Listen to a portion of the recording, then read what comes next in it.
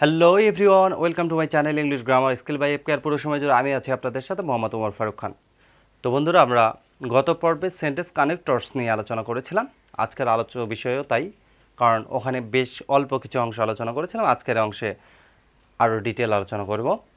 তো ফার্স্ট পার্টে আমরা যেগুলো আলোচনা করেছিলাম, এটা সেকেন্ড পার্টের অংশ। এখানে আমরা কি কি পাচ্ছি সেটা দেখব। আর আমি কিন্তু এটা বরাবর বলে এসেছি যে সেন্টেন্স কানেক্টরস বা লিঙ্কার্স অত্যন্ত গুরুত্বপূর্ণ একটি অংশ। কেননা সেন্টেন্স লিঙ্কার্স ব্যতীত বা সেন্টেন্স কানেক্টরস ব্যতীত কিন্তু আমরা কোনো সেন্টেন্সকে একত্রে স্ট্যান্ডার্ড করার জন্য বা সেন্টেন্সটার গুণগত মানকে বাড়ানোর জন্য সেন্টেন্সটাকে জুড়ে দিতে পারবো না। দ্যাট ইজ ওয়াই আমাকে সেন্টেন্স লিঙ্কার্স বা সেন্টেন্স কানেক্টরস কিন্তু আমাকে জানতে হবে। এই বিষয়গুলো টোটাল সুন্দরভাবে আমাকে জানতে হবে। এই জন্য বন্ধুরা, ভিডিওটি আপনার জন্য অত্যন্ত গুরুত্বপূর্ণ। ভিডিওটি স্কিপ না করে শুরু থেকে শেষ পর্যন্ত দেখতে থাকুন, এবং যারা এর ফার্স্ট পার্টটি দেখেননি অবশ্যই কিন্তু দেখে আসবেন, কেননা একটি অংশ ছাড়া আরেকটা অংশ কিন্তু অনেকটাই মূল্যহীন সেজন্য। তো বন্ধুরা, আর অন্য কথায় যেতে যাচ্ছি না, আমরা আলোচনায় যাব। দেখি এখানে কী কী পাচ্ছি পার্ট টুতে। পার্ট টু, দ্যাটস মিন আমরাও আবারও করছি সেন্টেন্স কানেক্টরস। আমরা গত পার্টটিতে 1 থেকে 3 পর্যন্ত রুলস আলোচনা করেছিলাম। তারপর আলোচ্য বিষয় হচ্ছে 4 নম্বর রুলস। এখানে আমরা পাচ্ছি বৈসাদৃশ্যমূলক। বৈসাদৃশ্য কী? মানে একটা বিষয়ের সাথে আর একটা বিষয়ের কিন্তু কোনো মিল থাকবে না, সেটাকেই আমরা বলি হচ্ছে বৈসাদৃশ্য। এখানে ফার্স্ট আমি পেয়ে যাচ্ছি ইনস্টেট। ইনস্টেট কথাটার অর্থ হচ্ছে পরিবর্তে। পরিবর্তে দ্যাটস মিন এই ওয়ার্ডটি কিন্তু লিঙ্কার্স বা সেন্টেন্স কানেক্টর। এটা আমি সেন্টেন্সের ভিতর বসিয়ে দুটি সেন্টেন্সের ভিতর সুন্দর একটা অর্থ প্রদান করাতে পারি। দেন আমি পাচ্ছি অন দ্য আদার হ্যান্ড, অন্যথায় এরকম। দেন আমি পাচ্ছি অন দ্য কান্ট্রি, দুইবার লিখেছি। দেন পাচ্ছি ইন কন্ট্রাস্ট। কন্ট্রাস্ট অর্থ বিপরীত, পরিবর্তে, এই ধরনের বিষয়টা। আর হচ্ছে রাদার অর্থ হচ্ছে বরং। তো এই ওয়ার্ডগুলো আমরা বৈসাদৃশ্যমূলক তুলনার ক্ষেত্রে বা বৈসাদৃশ্যমূলক বোঝাচ্ছে এই ক্ষেত্রে দুটো সেন্টেন্সের ভিতর এই লিঙ্কার্সগুলো অথবা এই কানেক্টরসগুলো ইউজ করে দুটো সেন্টেন্সকে সুন্দর একটা অর্থ প্রদান করাতে পারি, বা দুটো সেন্টেন্সের ভিতরে একটা যোগসূত্রতা বা সুন্দর একটা সম্পর্ক স্থাপন করে দিতে পারি। সেটা কীভাবে এখন দেখব। এক্সাম্পলে গেলেই আমরা কিন্তু বিষয়টা ক্লিয়ার হয়ে যাচ্ছে। He does not study at all. সে আদৌ কি করে না, লেখাপড়া করে না। ইনস্টেড যদি আমি এখানে বসাই দিই, ইনস্টেড অর্থ হচ্ছে কি পরিবর্তে। তাহলে হি ডাজ নট স্টাডি, সে লেখাপড়া করে না অ্যাট অল, আদৌ লেখাপড়া করে না। ইনস্টেড পরিবর্তে, বরং হি কিল্ড হিজ টাইম, সে তার সময়গুলোকে নষ্ট করছে। লেখাপড়া তো করেই না, পাশাপাশি সে কী করছে বা পরিবর্তে সে সময়টাকে নষ্ট করছে। আমরা এখানে ইনস্টেড কথাটা ইউজ করতে পারি। দেন আমরা 2 নম্বর সেন্টেন্সটিতে পাচ্ছি I did not tell him. I did not tell, আমি বলবো না, হিম তাকে, টু গো যেতে বলবো না। On the other hand. So বন্ধুরা, আমি যদি এখানে on the other hand use করি, তাহলে দেখি দুটো সেন্টেন্সের ভিতর সম্পর্কটা কেমন দাঁড়ালো। আই ডিড নট টেল হিম, আমি বলবো না তাকে, টু গো যেতে বলবো না। অন দ্য আদার হ্যান্ড, অন্যদিকে, আই ট্রাইড, আমি চেষ্টা করবো, টু পারসিউট। পারসিউট অর্থ হচ্ছে পটানো, বোঝানো, এই ধরনের পটানো। আই ট্রাইড, আমি চেষ্টা করবো, টু পারসিউট, পটাতে, হিম তাকে, টু স্টে, সে যেন থাকে বা তাকে যেন রাখা যায়, এই বিষয়টাই কিন্তু তাকে বোঝানোর চেষ্টা করব। তো এই ছিল আমার 4 নাম্বার বৈসাদৃশ্যমূলক তুলনা। দেখেন দুটার ভিতর কিন্তু কোনো মিল নেই। এই আগের অংশটিতে বলছি আমি তাকে যেতেই বলবো না, পরের অংশটিতে বলছি কি আমি তাকে পটানোর সব ধরনের চেষ্টা করব।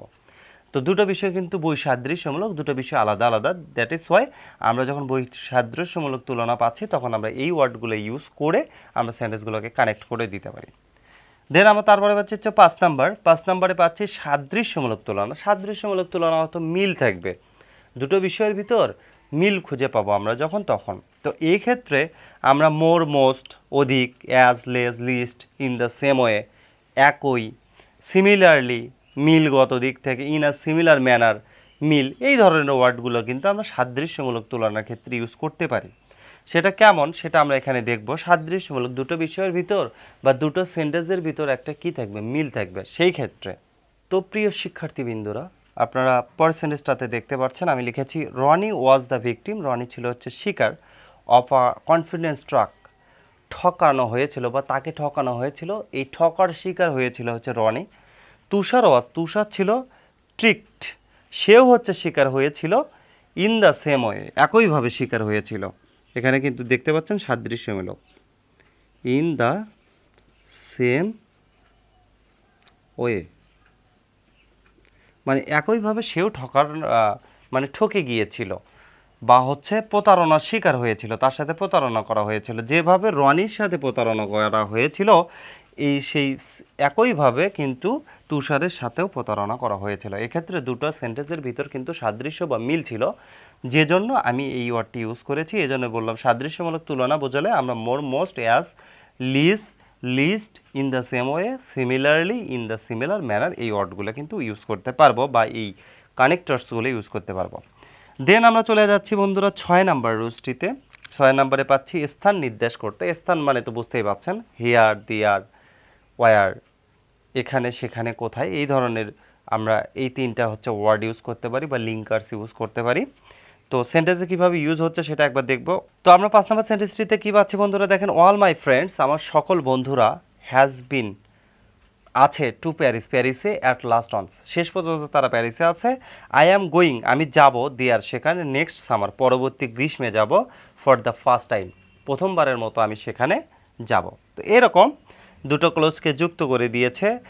কিছু কিছু কানেক্টরস শেষে বসেও কিন্তু যুক্ত করতে পারে সেন্টেন্সগুলোকে, অথবা মাঝে বসেও কিন্তু যুক্ত করতে পারে। আমরা ফার্স্ট বলেছিলাম যে কানেক্টরসগুলো সেকেন্ড ক্লোজের ফার্স্টে বসে কিন্তু হচ্ছে কি করে, দুটো ক্লোজের ভিতরে একটা কি করে সম্পর্ক স্থাপন করে দেয়, সেটাও হয়। আমরা এখানে ফার্স্টটাতেও দেখতে পাচ্ছি যে দুটার প্রথমে বসে কিন্তু আসলে কি করেছে, দুটো সেন্টেন্সের ভিতরে একটা কানেক্টিং সিচুয়েশন ক্রিয়েট করে দিয়েছে। আবার এখানে কিন্তু লাস্ট ইউজ হয়েছে, দেখতে পাচ্ছেন, সেকেন্ড ক্লোজের লাস্টে অংশ, ইন দ্য সেম ওয়ে। আবার 6 নাম্বারটাতে আমরা এসে পেলাম কি সেন্টেন্সের মাঝে ইউজ হচ্ছে। তা উভয় জায়গাতেই আমরা কিন্তু এটাকে ইউজ করতে পারি, ফার্স্টে, মিডলে অথবা লাস্টে। তো এটুকু ছিল হচ্ছে 6 নাম্বার পর্যন্ত। বন্ধুরা চলে যাব পরের রুলসগুলোতে। সো প্রিয় শিক্ষার্থী বন্ধুরা, ফিরে আসলাম বাকি অংশের সাথে। আমরা 7 নাম্বার রুলসটিতে কী পাচ্ছি সেটা দেখব। এখানে আমরা পাচ্ছি হচ্ছে অপ্রত্যাশিত বা আশ্চর্যমূলক কিছু নির্দেশ করতে। বিষয়টা কি, অপ্রত্যাশিত, যেটা আমি প্রত্যাশা করিনি, এ ধরনের একটা কিছু, অথবা আশ্চর্যমূলক, এ ধরনের কিছু বোঝাতে বা নির্দেশ করতে আমার যে লিঙ্কার্সগুলো ব্যবহার হবে, এনিহাউ, যেভাবেই হোক, এনিওয়ে, যে কোনোভাবেই হোক না কেন, একই ধরনের শব্দ। দেন বিসাইড, পাশাপাশি, ইলস, আর, হাউএভার, যা হোক, নেভারদালেস, স্টিল, দো, অলদো, যদিও, any, in any case, yet, in spite of, সত্ত্বেও, এই ধরনের বিষয়গুলো আমরা এই ওয়ার্ডগুলোর সাথে মোটামুটি পরিচিত। এই লিঙ্কার্সগুলো বা এই কানেক্টরসগুলো আমি যেখানে ইউজ করতে পারবো সেটা হচ্ছে অপ্রত্যাশিত বা আশ্চর্যমূলক ঘটনা যদি নির্দেশ করে, তাহলে আমাকে বা তাহলে আমি এই কানেক্টরসগুলো ইউজ করতে পারি। তো আমি কানেক্টরসগুলো উপরে দিয়ে দিয়েছি অপ্রত্যাশিত বা আশ্চর্যমূলকের ক্ষেত্রে। এখন সেন্টেন্সে আমরা কিভাবে ব্যবহার করতে পারছি সেটা একবার দেখব।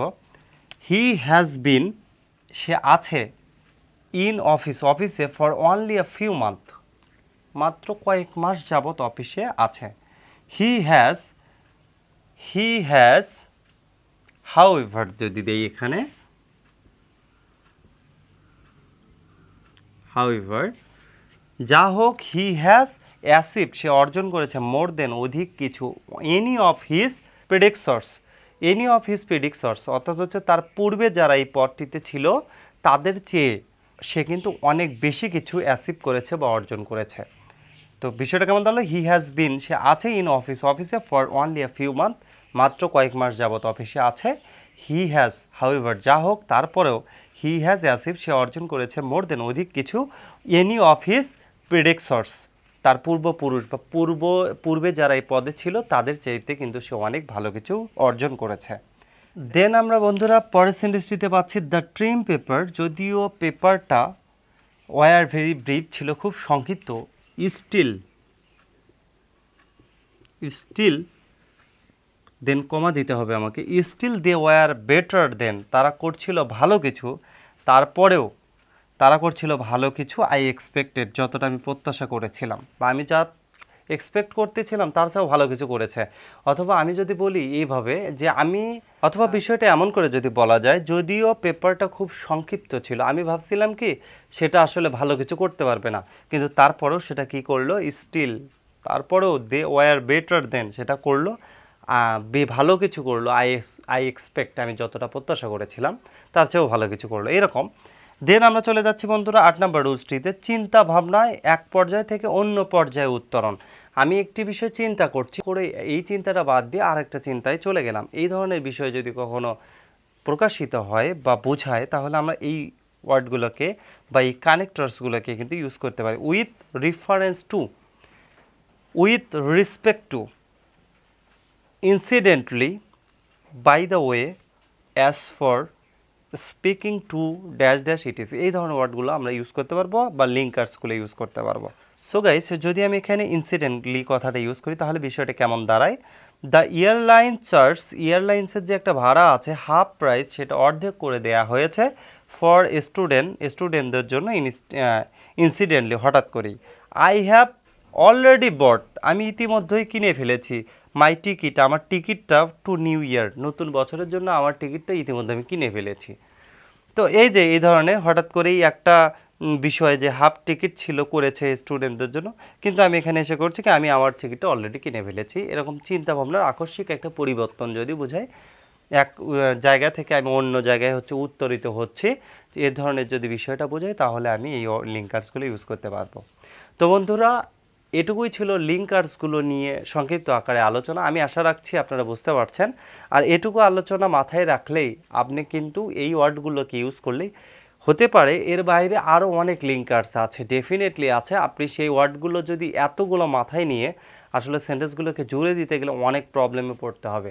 দ্যাট ইজ ওয়াই যতটুকু গুরুত্বপূর্ণ বা যতটুকু বিষয় মনে রাখা প্রয়োজন বা যে কয়েকটি লিঙ্কার্স মনে রাখলেই আপনি সেন্টেন্সগুলোকে সুন্দর বা স্বাচ্ছন্দ্যে জুড়ে দিতে পারছেন, আমি সেটুকুই আলোচনা করেছি। আজকের ভিডিওটাকে আর লং করতে চাচ্ছি না, চলে যাওয়ার আগে একটি প্রত্যাশাই করছি আপনাদের কাছে, যদি আপনারা আমার চ্যানেলটিতে নতুন হয়ে থাকেন তবে অবশ্যই চ্যানেলটি সাবস্ক্রাইব করে পাশে থাকবেন, এবং যারা ইতিমধ্যে চ্যানেলটি সাবস্ক্রাইব করেছেন তাদেরকে অসংখ্য ধন্যবাদ। এবং পরবর্তী ভিডিওর নোটিফিকেশন পাওয়ার জন্য আপনার পাশে থাকা বেল বাটনটি প্রেস করে রাখবেন, যাতে আপনি সবার আগে আমার ভিডিওগুলোর নোটিফিকেশন পেয়ে যান।